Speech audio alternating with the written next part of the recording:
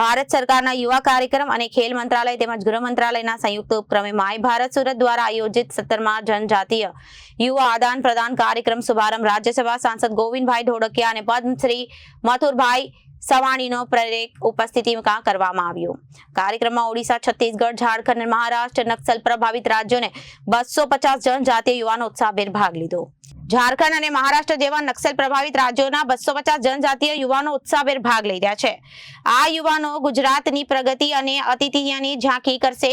આંતરિયાળ વિસ્તારના યુવાનોએ વિકાસની મુખ્યધારામાં જોડી પ્રગતિને પંથે લઈ જવા અને રાષ્ટ્રીય એકતાની ભાવના પ્રબળ બનાવવાના હેતુ સાથે આયોજિત આ કાર્યક્રમમાં ગોવિંદભાઈ ધોળકિયાએ સહભાગી યુવાનો સાથે આત્મીય સંવાદ સાધી તેમને ઉજ્જવળ ભવિષ્ય માટે પ્રોત્સાહિત કર્યા હતા।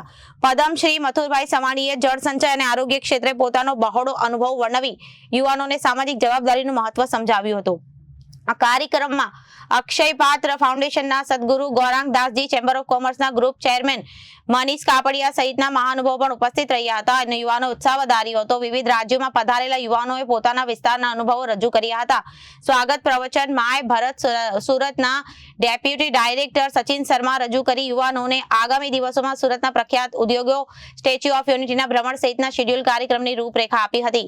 માય ભારત સુરત દ્વારા ગૃહ મંત્રાલયના વિશેષ સહયોગ સાથે સમગ્ર આયોજનમાં ભાવનગર જિલ્લાના યુવા અધિકારી ભૂપેન્દ્રસિંહ ગિલ અને પ્રોગ્રામ સુપરવાઇઝર શ્રી ચંદ્રકાંત બક્ષી સહયોગ આપી રહ્યા છે। સહભાગી યુવાનોની સુરક્ષા કરી રહેલા સીઆરપીએફ અન્ય સશસ્ત્ર દળોના એસ્કોર્ટ્સને પણ ઉષ્માભર્યું સ્વાગત સન્માન કરાયું હતું।